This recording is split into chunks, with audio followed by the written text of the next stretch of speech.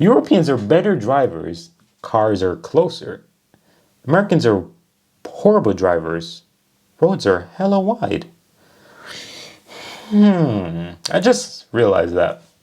Hey guys, welcome back to Foreign Reacts. I do hope you guys are having a really good day. And today we're going to be doing another America compared to Europe comparison. So yeah, I'm now living in Europe. So thank you, Europe, for existing. And Finland, shout out to you. I'm here in your country, Finland.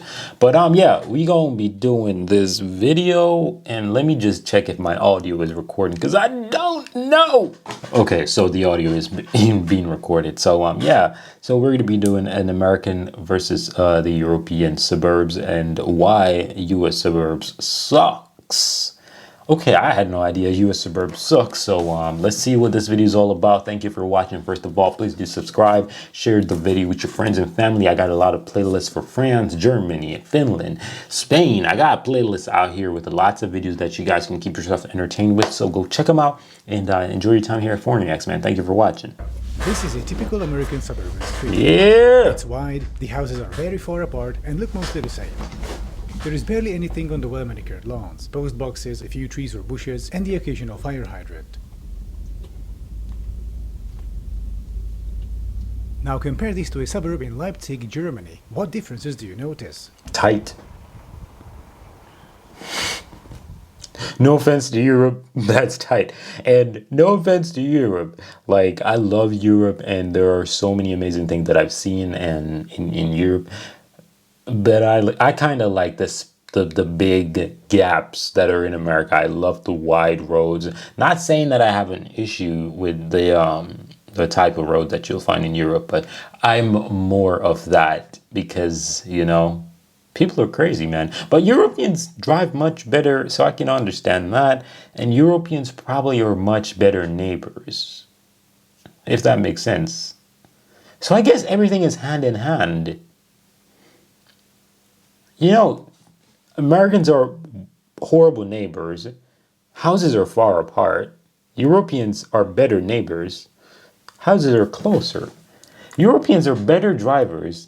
Cars are closer. Americans are horrible drivers. Roads are hella wide. I just realized that. First off, there is stuff around you. The streetscape is very diverse and mentally engaging. In comparison, the American suburb looks like a desolate urban wasteland. Also, in the European suburb, the street is narrow, there is a 30 km/h speed limit, and the buildings are close together. Do notice the tram tracks. In this suburb, you can live car-free. If you want to go to the center, you can either take the tram or ride your bike for 20 minutes on dedicated bike lanes.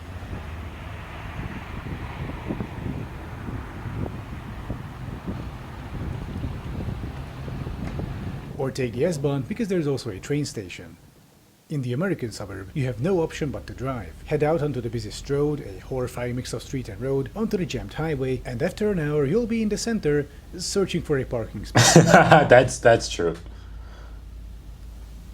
How about going to a restaurant? In the European suburb, there are dozens of different, unique, local restaurants reachable on foot, by bike, or public transit. In the American suburb, you're an hour walk away from a chain restaurant next to a busiest road. If you want to eat, you gotta get in. Yeah, that's true. Like, that's really true. Like, I can't hold you. Not every suburb in America is like that. It's not, right? But I actually do. Like, there are certain things that America has done, and I think it's addicting, I guess, and like long drives. I actually enjoy that, you know, but to go extremely far, it kind of sucks, right? But I don't know. It's not a big issue for me if I'm supposed to get in a car and drive 1 hour away for a fancy restaurant, not for McDonald's, because if I got to drive that far from McDonald's, something's got to change.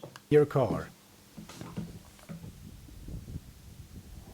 What if you have children? In this European suburb, there are 3 schools close by. Kids can walk or bike there on their own and learn to be independent early on. In the American suburb, a child could get to school after 35 minutes of walking, mostly along a busy arterial road, also having to cross a 6-lane road. And the sad part about American, roads is that all that sidewalk non-existent. I've done crazy things like like Highway 501 that's in South Carolina. It's in other places too, I think. So yeah. But the point is, and I've actually seen Europeans crossing the 501, and I'm like, y'all trying to die. Yeah, the 501 is not something to play with. You check it out on the internet if you think I'm joking. 501, man, it's crazy. But the part in South Carolina, I speak for that part. But yeah, it is really interesting because you don't have sidewalks, pedestrian cross. You don't have those on busy streets in America. You don't. Trust me, you don't. Right? Unlike Europe, where I've practically seen it everywhere I go in Finland. And yeah. Somehow, there's no crosswalk, so kids have to be driven to school every day by mommy and daddy. Yeah.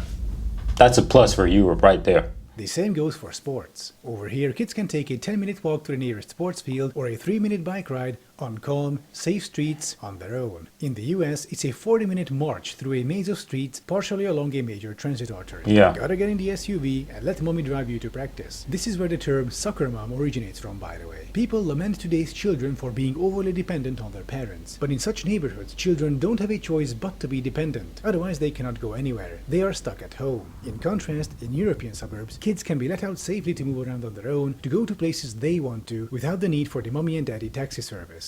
Taxi service. Yeah, that's legit. That yellow residential building on the left, that is a mid-rise. Apartment? European suburbs tend to be a mixture of those and single or multi-family homes, like on this street. Okay.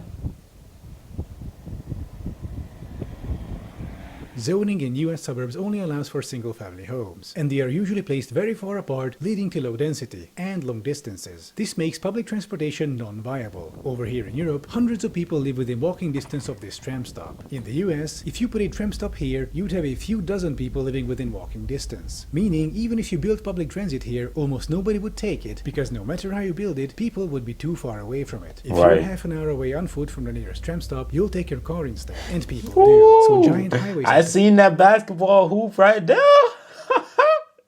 They built rammed right into the city, usually demolishing non-white neighborhoods in the process. The end result was mass motorization all across America, constant traffic jams, noise and pollution, but not for the suburbanites. It was the urban dwellers, particularly those who were poor, who had to live near high-traffic areas in cheap, low-quality housing. The suburbs also became a growth Ponzi scheme, where income from the suburbs couldn't cover future infrastructure overhauls, so the city had to expand and sell new properties constantly to get enough money to maintain what they already have. Not Just Bikes did a great video about this, link in the description.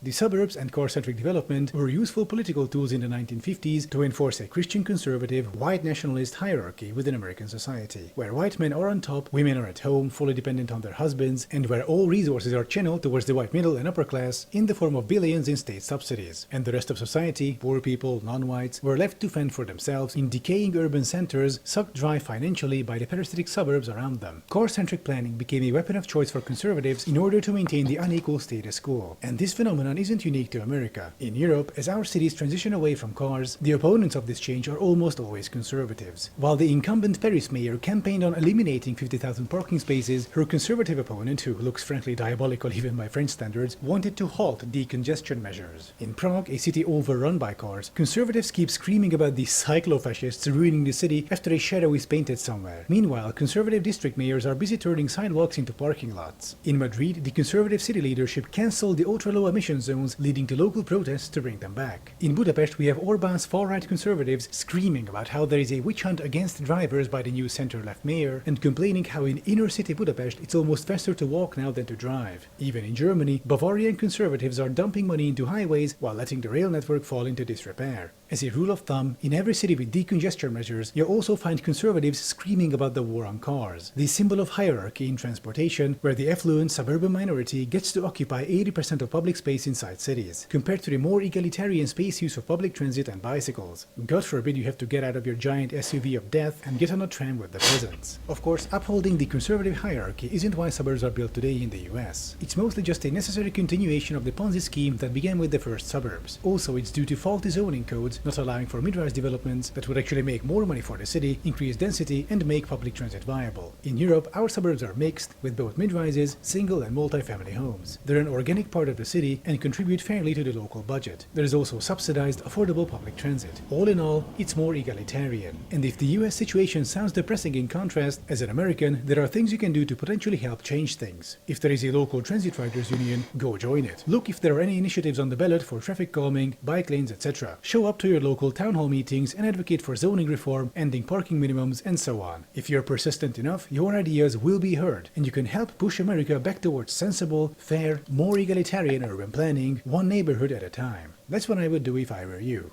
Thank you for watching. Oh, and by the way, there is now a new membership option for my channel. Yeah, that's crazy. It's kind of depressing to think about it that, you know, as humans, we always will and forever have division, you know, because like crazy, it's like, obviously, like, if I'm ever supposed to, you know, speak about anything, I would definitely have to give pedestrians the right, because pedestrians are just super way more important than cars. Like, do you see the size of a car compared to a human being? Like, you could fit 5 human beings in the average car, like 5. Like, just think about fitting 5 people in one car. What does that tell you? It tells you that a car takes up a lot more space. So yeah, it is what it is. We just wasting space, making more roads. Like, I've not even seen in Finland since I've been here, I've not seen roads like continuous roads. Yes, I've seen, you know, a road with 2 lanes, but continuous roads, like it just continues 2 lanes going that way or that way. I've not seen it, not once. And in my humble opinion, it makes things much more, you know, better for the people, you know, because you have a lot more productivity in terms of you can do a lot of things with that space that you have that you really don't need to utilize, you know what I mean, for vehicles. But yeah, that's my 2 cents. I'm out of here though, guys. So thank you for watching. A great video. Go check out the original channel. Link will be in the description. I'm out of here, guys.